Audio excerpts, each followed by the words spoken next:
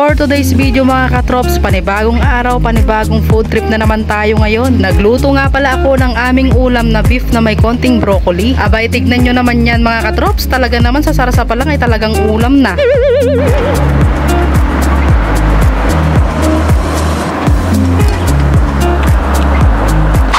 So ayun, meron nga pala tayo ditong broccoli. Napakamahal pala nito sa bayan. Akalain mo sa halagang 95 pesos ay ito nga lang yung laman niya. Abay, grabe ba, sobrang liit. Pero para mas dumami ay hihiwain ko nga ito ng maliliit lang na parang ganito. At itong part ng tangkay naman niya na malambot ay kinuha ko nga para maisama na rin. Sayang din kasi to, pwede namang makain. At ganyang hiwa nga lang din yung ginawa ko. At dahil maggigisa nga tayo ay hindi nga pwedeng mawala itong sibuyas at bawang. At para mas lumasa nga itong bawang ay pinitpit ko nga ito bago ko gayatin. Next naman ay hihiwain na nga natin itong karne. Kanina nga ay nahugasan ko na nga rin ito, hindi ko lang naipakita sa video. Hindi naman kasi lahat ay kailangan kuhanan ng video. At ayan, ang gagawin ko ang hiwa dito ay yung manipis lang para hindi maging makunat. At para na din mas mabilis nga itong maluto. Ayan o, hindi siya gaanong manipis, yung sakto lang. At ayan, okay na nga lahat itong ating mga sangkap. O diba, tignan nyo yung broccoli natin mas dumami. Alam nyo ba mga katrops, first time ko nga lang palang magluto ng beef broccoli. Kaya naman hindi ko alam kung anong magiging kalalabasan nitong aking lulutuin. Pero sana maging masarap. Kaya para nga mas maging masarap ay bababad nga natin itong ating karne. Maglalagay lang tayo dito ng kaunting magic sarap, durog na paminta at itong toyo. Maglalagay rin pala tayo dito ng kaunting harina. Cornstarch nga sana yung kailangan, kaso wala naman ako, kaya naman itong harina na lang, pampalapot lang din naman. At ayan, nahalo ko na nga ito ng maayos, kaya naman iset aside muna natin ito. Nagpakulo na nga rin pala ako dito ng tubig dahil i-blanch nga natin itong ating broccoli. At kung napapansin nyo mga katrops, mas tumingkad nga yung pagkakulay green nito. Nagready na nga din pala ako dito ng malamig na tubig para ma-stop yung cooking process niya para hindi nga ma-overcook. At ayan, simulan na nga nating magluto mga katrops. Igisa lang natin dito yung bawang at sibuyas. Gisa-gisahin nga lang natin ito hanggang sa lumabas yung pagka-aroma niya. Next naman ay ilagay na nga natin itong ating binabad na karne kanina. Pagkalagay ko nga nito ay grabe, sobrang bango. Kaya naman habang ginigisa ko nga ito ay nagugutom na nga ako. Kasi alam nyo yun, hindi nagkakalayo sa amoy ng beef tapa. Sabay sobrang bango pa ng bawang at sibuyas. At ayan, nung magisa ko nga ito ng kaunti ay naglagay na nga ako dito ng isang sachet na oyster sauce. Tsaka ako nagdagdag ng kaunting toyo. At halu-haluin nga lang natin ito ng kaunti para magmix yung mga nilagay nating pampalasa. At dahil malapit na nga itong maluto mga katrops ay nalagay ko na nga dito yung binlunch ko kanina na broccoli. Para pati nga ito ay magkaroon na rin ng lasa. Alam nyo, masarap sa broccoli ay yung half cook lang. Para kapag kanginuya mo ay may pagkalutong-lutong pa. At dahil nabitin pa nga ako sa nilagay kong oyster sauce kanina ay nagdagdag pa ako dito ng isang sachet. Tsaka naglagay lang ako dito ng kaunting tubig para maluto naman itong karne. Huwag kayong mag-alala mga katrops dahil hindi nga ito magiging maalat. Kasi dalawang maliliit na sachet lang naman yung nilagay kong oyster sauce. At medyo marami-rami rin naman itong ating karne. Nakulangan nga ako sa lapot kaya naman naglagay na nga ako dito ng slurry. At ayan, luto na nga itong ating beef na may konting broccoli. Sobrang dali lang palang magluto ng ganito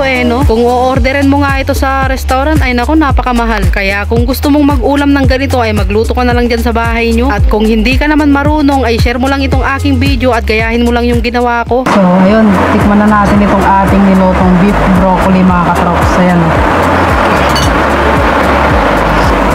First bite.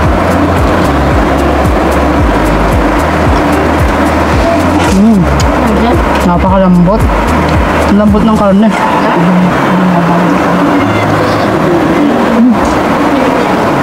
Sarap, grabe.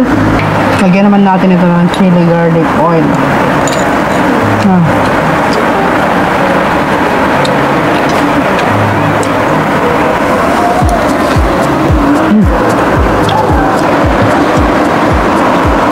Last bite. Ano?